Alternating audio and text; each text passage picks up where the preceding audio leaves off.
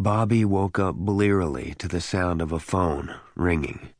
For a moment, he lay there, blinking his eyes at the ceiling and feeling the pounding in his head. Jesus, he stank of beer.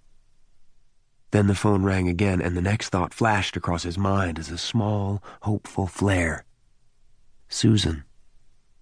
He grabbed the phone. Hello? The woman on the other end of the phone was not Susan. Robert Dodge? Who's this? Catherine Gagnon. I believe you shot my husband? Bobby sat up. The shades were drawn, his room was dark, he couldn't get his bearings. His gaze scattershot around the room, finally finding his bedside clock and reading the glowing red numbers. 6:45 a.m. He'd been asleep, 3, 4 hours? It wasn't enough for this. We can't talk, he said. I'm not calling to blame you. We can't talk, he said again. Officer Dodge, I wouldn't be alive right now if you hadn't done what you did. Is that what you need to hear? Mrs. Gagnon, there are lawsuits, there are lawyers. We can't be seen talking. Point taken. I believe I can make it to the Isabella Stewart Gardner Museum without being followed. Can you? Lady. I'll be there after 11, in the Veronese room. Have a nice tour. Haven't you ever heard, Officer Dodge? The enemy of your enemy is your friend?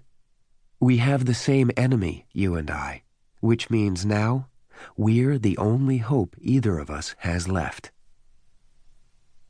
Bobby found her in front of a Whistler portrait, awash in vivid shades of blue. The artwork featured a lounging woman, nude, voluptuously curved and swathed in bright oriental fabrics. In contrast, Catherine Gagnon stood out as a stark silhouette. Long black hair, tailored black dress, skinny black heels. Even from the back, she was a striking woman. Slender, self-contained, oozing pedigreed wealth. Bobby decided she was too skinny for his tastes, too rich bitch.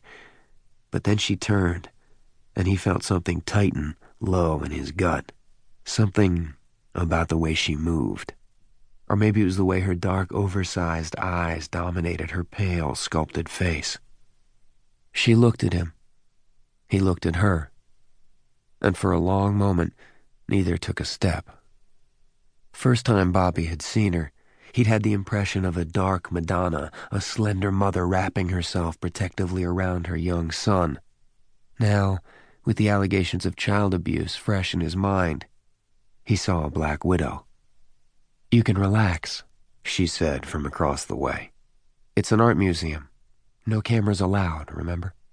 Clever, he acknowledged, and she flashed him a smile before returning her attention to the artwork. He finally crossed to her, standing in front of the Whistler display, but leaving plenty of distance between them. The room wasn't crowded yet. Early November was off-season in Boston. Too late for leaf peeping, too early for holiday shopping. Bobby and Catherine shared the opulent room of the Mansion Museum with only 4 other souls, and those 4 didn't appear to be giving them a second glance. Do you like Whistler? More of a Pedro Martinez fan myself. I like this Whistler study, she said. The long, sensuous lines of the woman's body against that opulent blue fabric.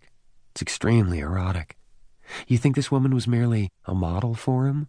Or after posing for this, did she become Whistler's lover? I didn't come for the art. She merely arched a brow at him. Shame, don't you think? It's a wonderful museum. He gave her another look, and she finally relented. Let's go upstairs, 3rd level. More Whistler? No, more privacy. They mounted the wide, curving staircase to the top level of the museum. When they arrived on the 3rd floor, he found that he was breathing harder than necessary.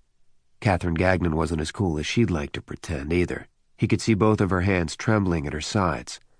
As if sensing his gaze, she curved her fingers into fists. She walked all the way to the back, and he followed, noting things he didn't want to note, like the smell of her perfume, rich, almost cinnamony, like barely suppressed heat, or the way she walked, lithe, graceful like a cat. She worked out, yoga or Pilates would be his guess. Either way, She was stronger than she looked.